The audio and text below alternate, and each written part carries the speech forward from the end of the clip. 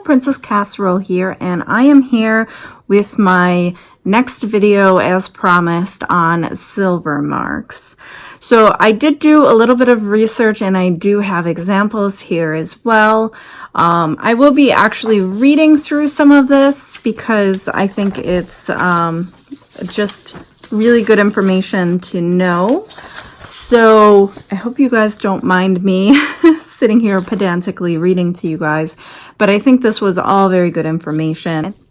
Silver, like gold, is an elemental metal. This means, and I'm sorry, I'm going to be reading. This means that pure silver is made up of nothing but silver atoms, represented on the periodic table by symbol capital A, little g. In its pure elemental form, silver has a white metallic appearance. It also has a high luster, is very soft, and is quite malleable. When people discuss the price of silver or spot price of silver, they are referring to the pure elemental silver, or more exactly 99.9% pure silver. Pure metals like elemental silver or elemental copper are distinguished from metal alloys, which are metals made up of two pure metals. For example, brass is an alloy that is made up of copper and zinc. Silver jewelry can be made from near pure silver, 99.9% silver, also known as fine silver, or any one of a number of alloys.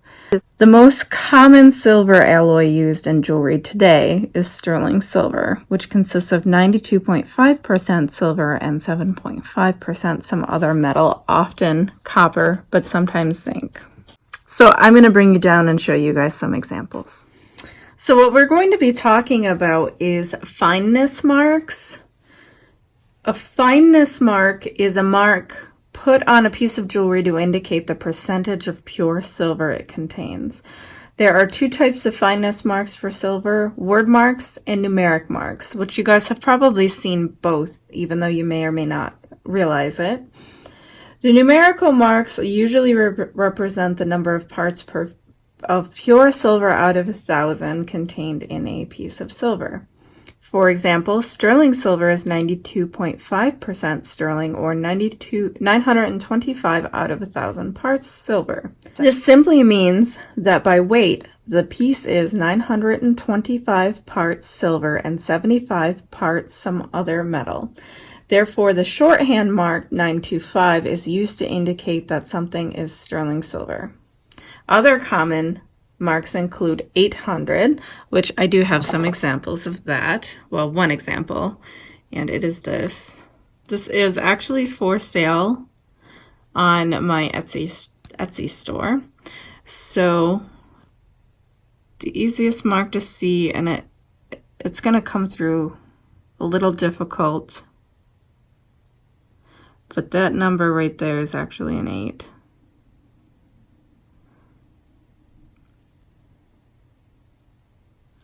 So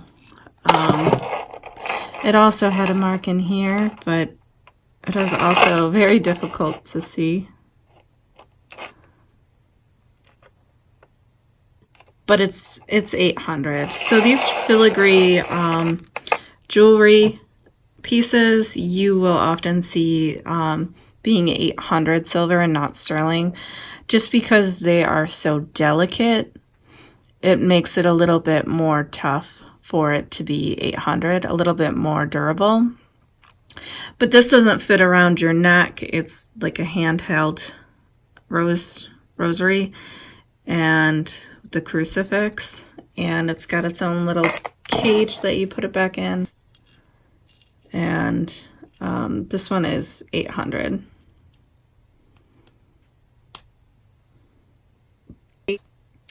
830, which is 83% silver, or 830 out of 1,000.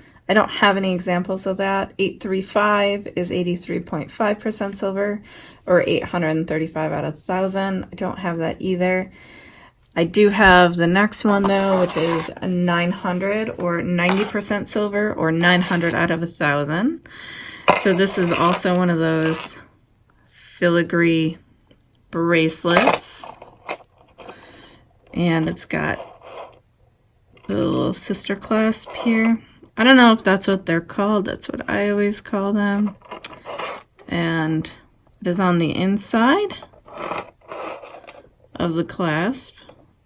And you guys can see it says 900. So always make sure you're checking on the inside of these. And this says FP. I don't know what that means, but the other one is the Fineness Mark. And this is really delicate, and it's got this little doodad on it. So I love that piece. 950 or 95% silver, or 950 out of 1,000 parts. And 980, 98% silver, or 980 out of 1,000. Next one is 999, or 99.9% silver, or 999 out of 1,000. And I do actually have an example of that. So it says fine silver 0.999, and it has this little stamp and like a Celtic cross on this side. The lady who was ringing me up said that she saw things like this at Disney in the Harry Potter section, where you could get these and stamp anything that you wanted on the outsides. I don't know if that's true or not, but that's an example. It's really heavy. Fineness can also be indicated by a word. The two most common words encountered in the United States are sterling and coin. Sterling is 92.5% silver. Coin means that the item is 90% silver. The term, and I didn't realize this. For some reason, I thought coin silver was 800, but it's not. So the term coin is a reference to early coins, which were made out of 90% silver. It is very unusual to see the mark coin on pieces made after 1900, which I have not seen it ever.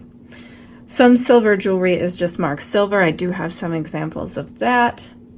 This is common in British territory pieces and indicates sterling silver. It's just, it looks like it says like liver, but that's an S. So it says silver. I can't actually read this stamp either. I think this one's been repaired too, because that doesn't look like it would have been original. But, and I haven't cleaned it up at all. But it is a good example of the mark silver. Sterling. I have some examples of that. This one here says sterling, and it's just a fold over clasp. So don't discount the fold over clasps. I think this is a 30s piece.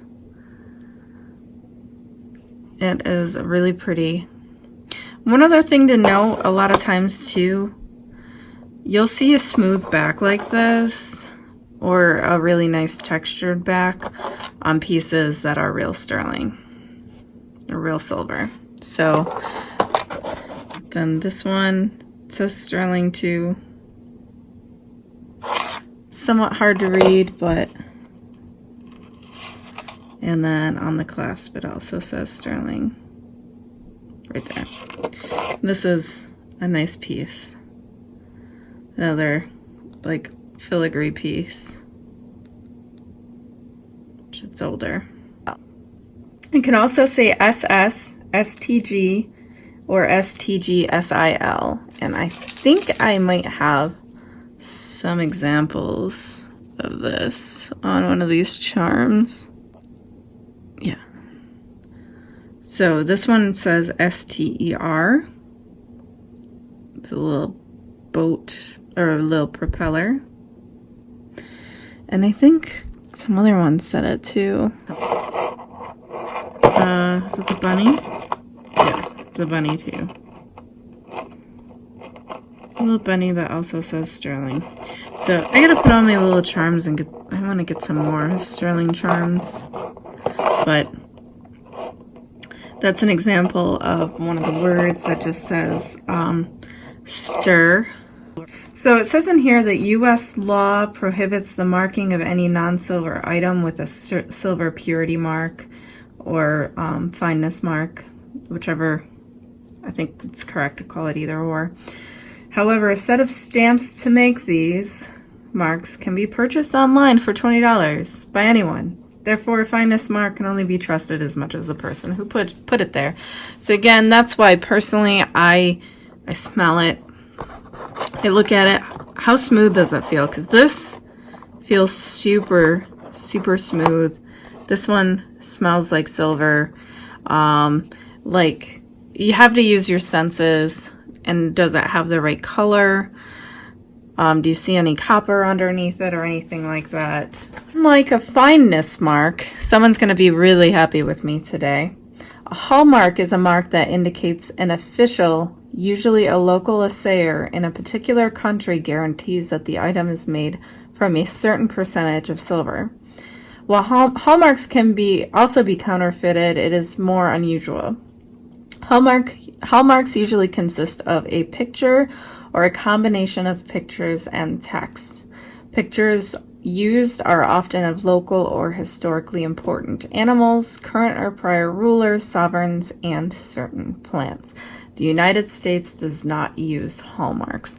I'm not going to get into hallmarks in this video. Maybe I'll do another video on it. I do have maybe a couple items with them. I don't have many, so we'll see. So other marks that you might see, SP means silver plate, EP meaning electroplated, quadruple plate meaning that the piece went through electroplating 4 times, EPNS meaning electroplated nickel silver, or S80. And it just says sometimes we see S80 with 925. It just means that it is electroplated. It is not actually silver.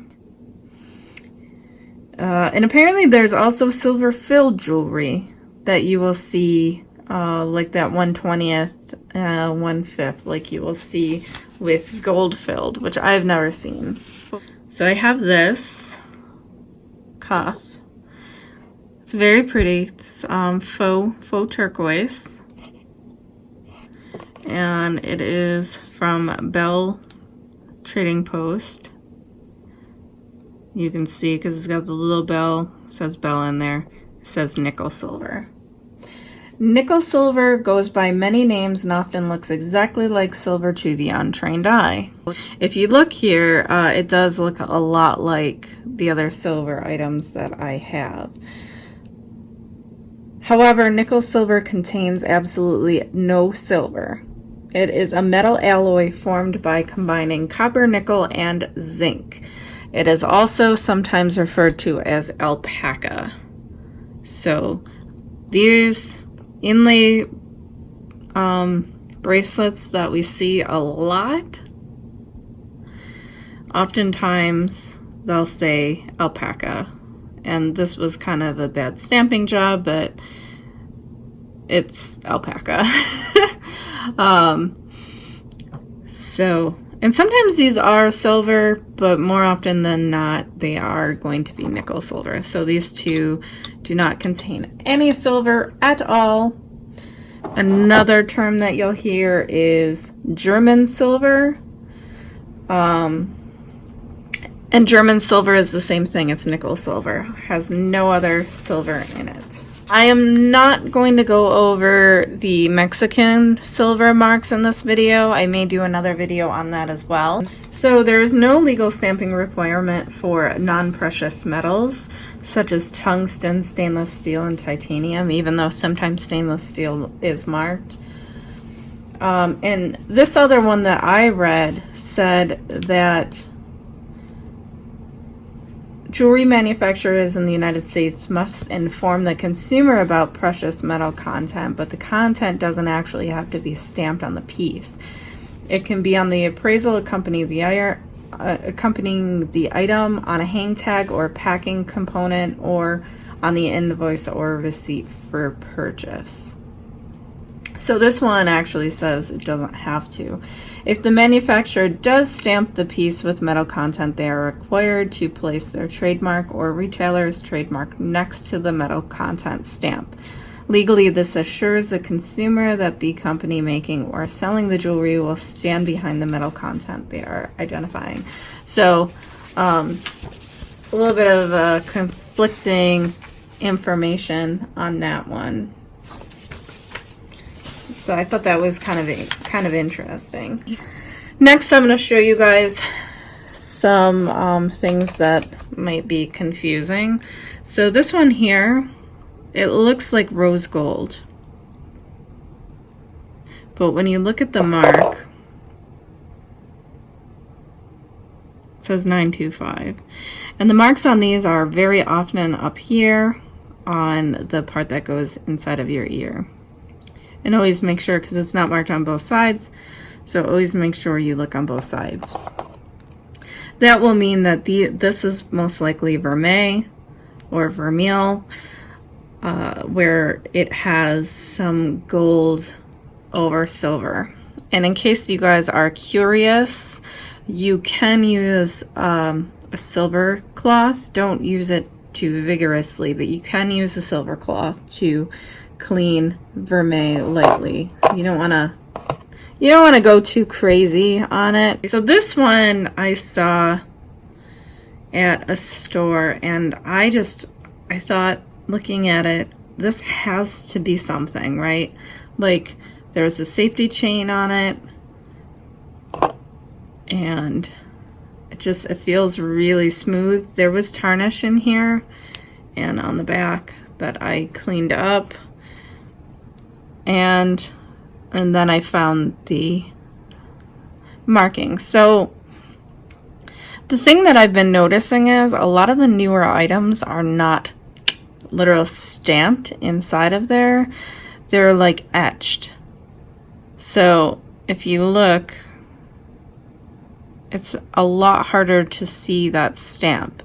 So I finally did find it once, and it's on the inside like that. I finally did find it once I cleaned it up a little bit. I bought this without finding it, and like I said, I just had a feeling it was really soft. I think this is vermeil too.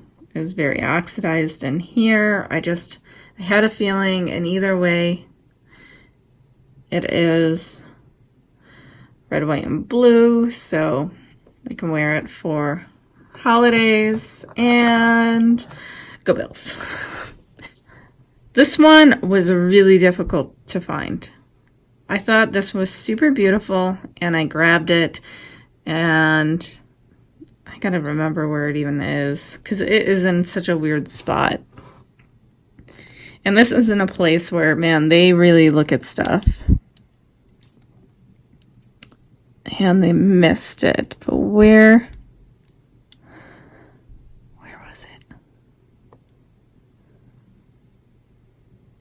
This was like one of the hardest to find that I have encountered yet. So this one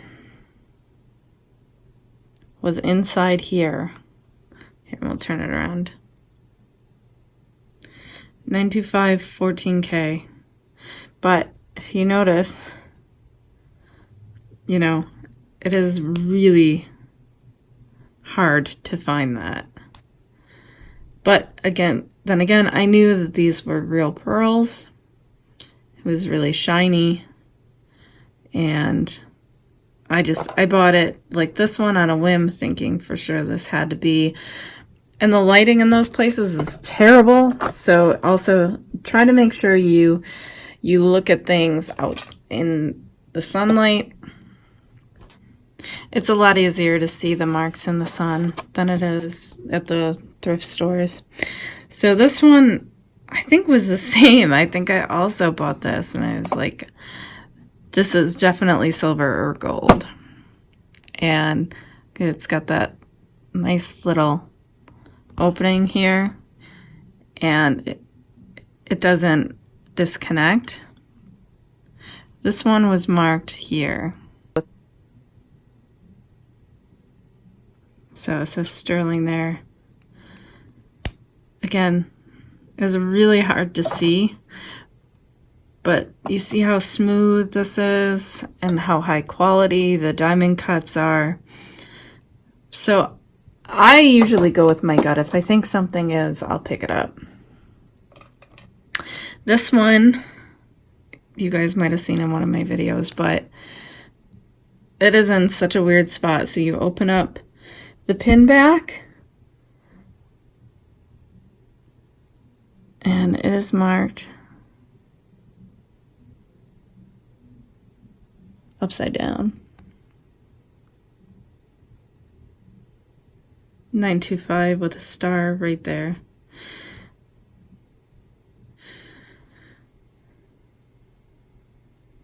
Sorry, you guys can almost read my future with how close we are. And it also closes and opens really kind of weird, but cute. A little bow. Again, you guys are probably all familiar, but some of the more obvious places to have marks are here on these little tags. It's the 925, and inside of here, 925 of the clasps. So 925 Italy. Don't be fooled though, just because they have this tag does not necessarily mean that they definitely are silver. And they should also normally be marked on the spring ring like this one is right there. 925. This one was also marked inside here. So hopefully you guys can see that. 925. Stick pins can also be silver. This one just says sterling. And MoMA, which is the Museum of Modern Art.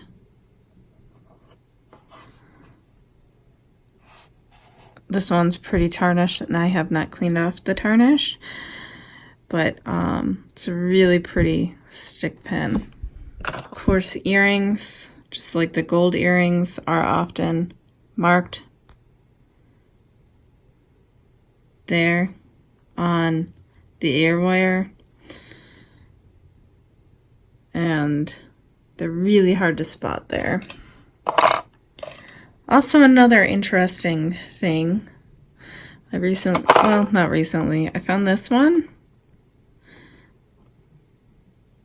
Avon 925, and Avon did make some silver pieces. So don't think just because you see something it's marked Avon sterling, it's not actually sterling. This one too, it's not on the earwear, it's on the back here. 925, like really cute little earrings. All right, guys, I hope this was helpful. If you have any other questions, please put them in the comments. If you have any other information, which I'm sure there are plenty of you that do, please also leave that down below. I hope if you enjoyed this video, you'll give me a thumbs up and click on the subscribe button. I would absolutely love to have you here, and hit the notification bell. I do go live sometimes and would love to have you in my chat. It makes it more fun. Otherwise, I will see you guys in my next video. Bye, guys. So now we're going to start talking about some other things that I have examples for. So you don't need to see my face anymore. I'm going to bring you down and show you my goodies.